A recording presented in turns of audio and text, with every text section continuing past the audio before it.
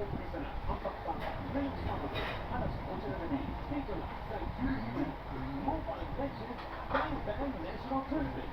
Mapapanood sa PTV, IBC, at Tigers TV channel.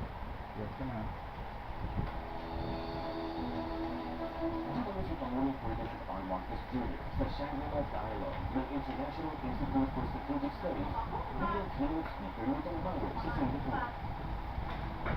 Ang Shangri-La Dialogue ay pangalawang depensa ng Asia at binanatan ito na nagtaon ang higit sa 500 security at defense leaders ng 40 bansa sa buong mundo. Ito din ang kauna-unahang pagkakataon na naging tagapagsalita ng isang leader ng Pilipinas sa Pilipinas. Ang siniging nagsaya ng Pangulo ang itong pinagdaan upang ipaalam sa mundo ang posisyon ng bansa sa isyo ng China at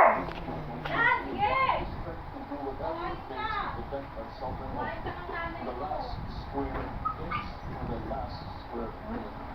The last living waters of the West Philippine Sea flow and flood in every Philippine. The taxes and the totality of the country that renders our nation whole. I do not intend to do it. We are committed to addressing and managing difficult issues through dialogue and through diplomacy. The 1982 UNCLOS and the final 2016 Article Award provide a solid foundation for the peaceful resolution and management of disputes. Our policy in this diplomacy is built upon these two factors. Geopolitics must not distract us from our fundamental duty as civil servants, as public intellectuals, as statesmen, to be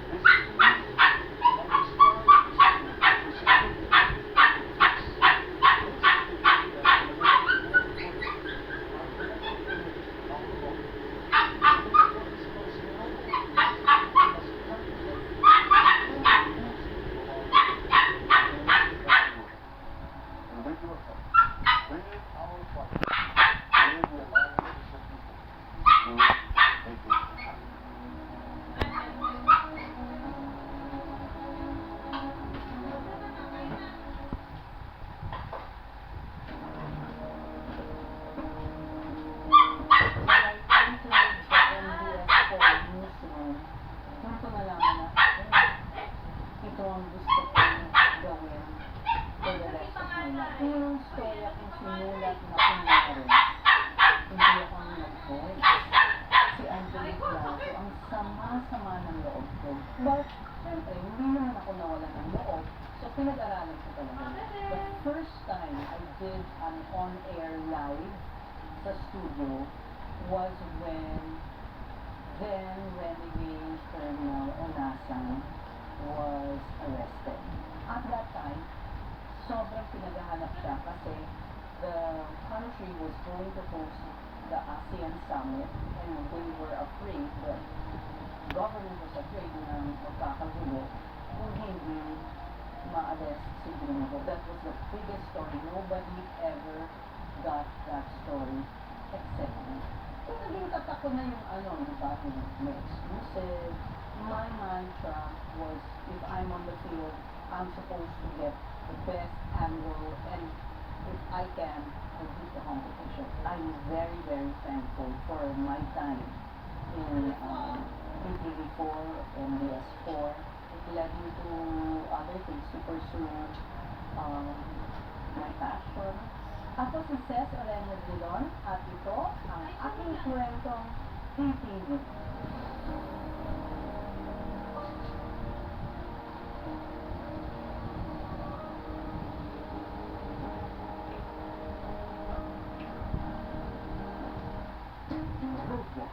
Iwas disgrasya sa kalsada. Eyes on the road, kaibigan.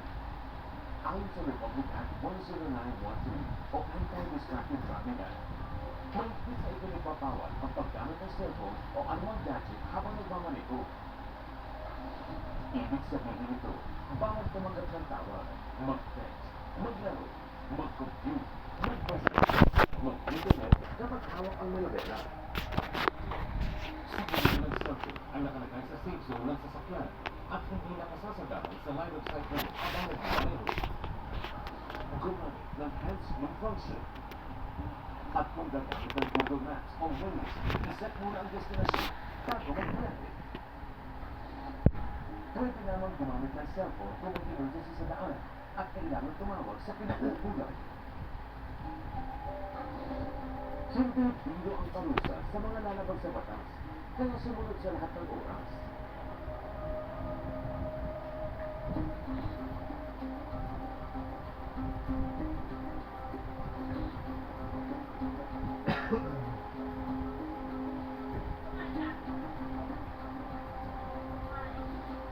Kapag buhay ang nakataya, dapat gusto sa kalsada. Roadwatch, hatid ng inyo, PTV.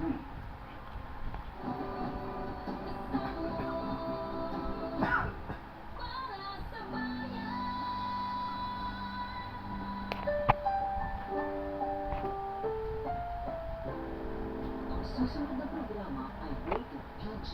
Ito ang nangangailangan ng patnubay at gabay ng magulang para sa mga batang manonood.